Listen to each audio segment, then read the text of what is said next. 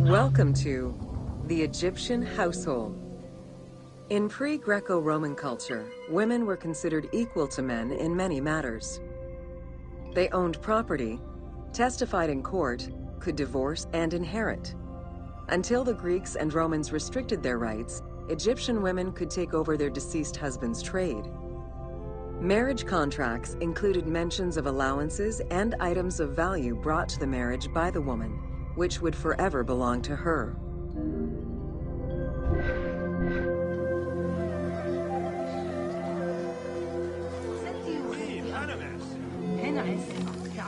Certain professions were open only to women, such as weaving or professional mourning, while others were available to both genders, including working as servants for the rich households. Social status did have an impact, though. The higher in status, the easier it was to obtain education and access different professions.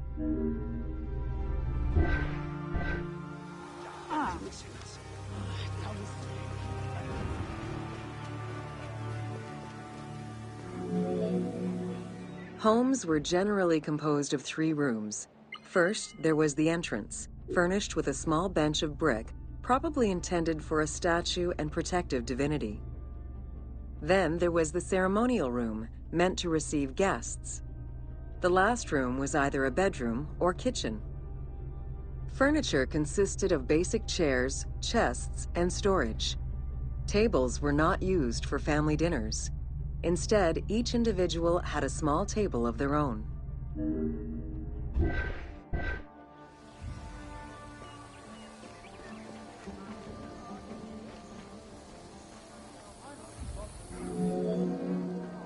Marriages were a social contract rather than a religious construct. Family was vitally important to ancient Egyptians, and children were considered a blessing from the gods. The father, mother, and their children were the nucleus of the family, and cohabitation sometimes extended to mothers-in-law, sisters, aunts, and sisters-in-law.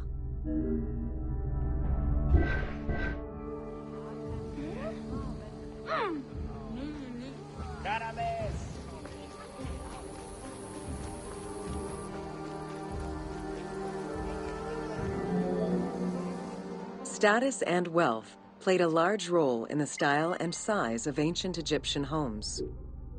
Commoners' houses were built with sun-baked mud bricks. Wealthier homes were often painted in white and decorated with various motifs.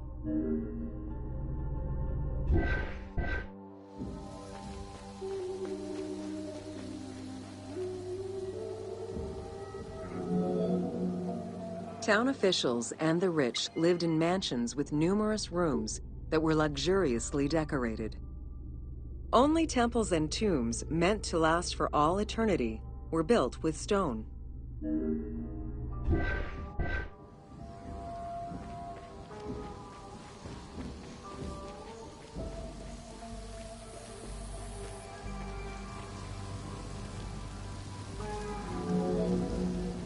Funeral stone inscriptions focused on the main member of a household. Encircling this person would then be a spouse, parents, and children, possibly even siblings. These stones were so structured because there were no surnames in ancient Egyptian culture. Parents and children were a sort of family tree, which allowed for the identification of the deceased.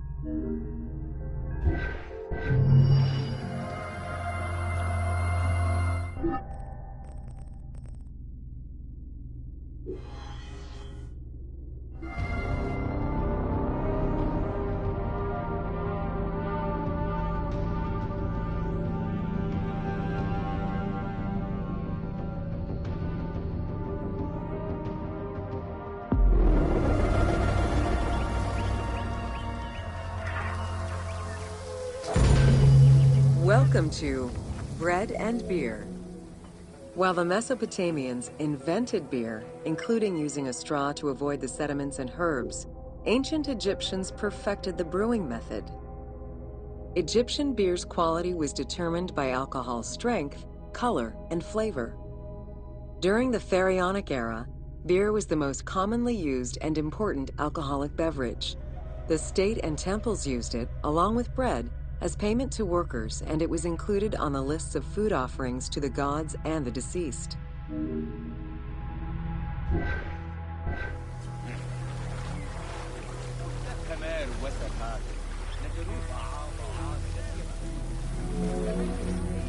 Beer was the popular drink of ceremonies and festivals.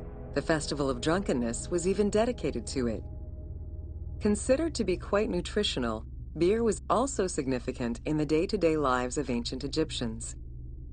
Egyptian adults and children consumed beer with all of their meals, and medical texts include hundreds of remedies that contain beer.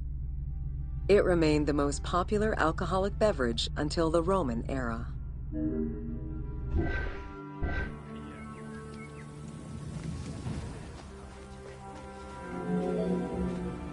Recipes for beer varied over time and depended on the quality of the materials. Bakers and brewers typically worked alongside one another at the same workshop or house.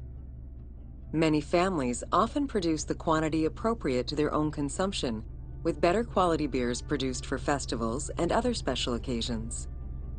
The most basic recipe used malted cereal as the main ingredient. Fruits such as dates were added along with honey and spices.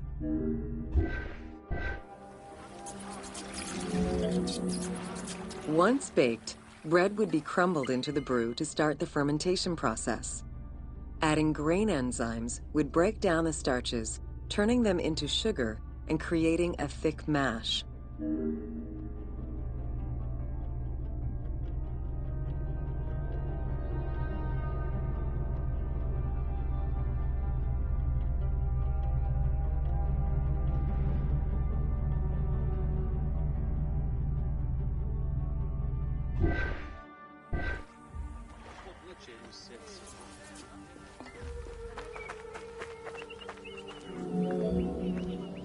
Once ready, the bread and grain mixture was compressed and then strained through a sieve with water into the mix of malt beer. Once fermented, the beer mash was transferred to large containers and again compressed by foot or with pestles.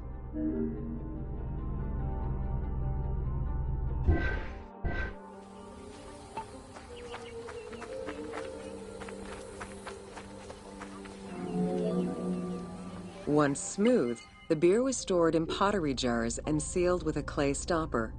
It probably couldn't be kept for long and likely had a thick, pasty appearance and texture. Very little was wasted. Leftover grains were reused to make sourdough bread or combined with the next batch of beer.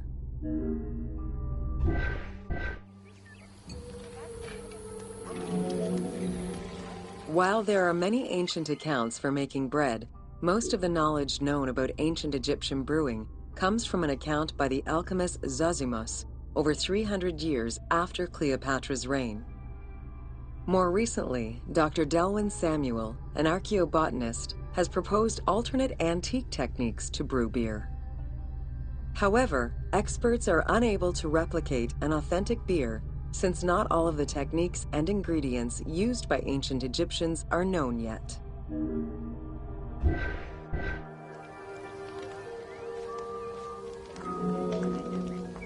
Food was prepared on the floor until the Middle Kingdom, when cooking benches were introduced. The introduction of durum wheat improved bread quality, meaning that the upper and middle classes ate better. The poor, however, still made do with a diet consisting of a gruel made of vegetables, softened bread, or barley.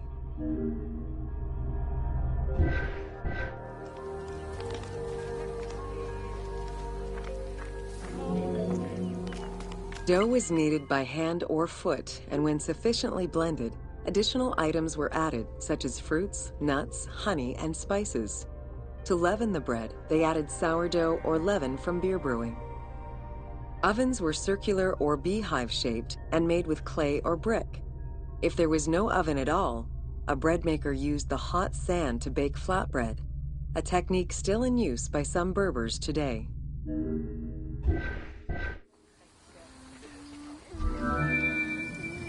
Ancient Egyptians always had to fight off the omnipresent sand particles that were blown towards them. Despite their best efforts, sand regularly made its way into their food. Additionally, particles from the grain-grinding stone tools and ovens they used also contributed to attrition and prematurely worn teeth. The team tried to portray this through toothache animations and commoners sweeping sand off.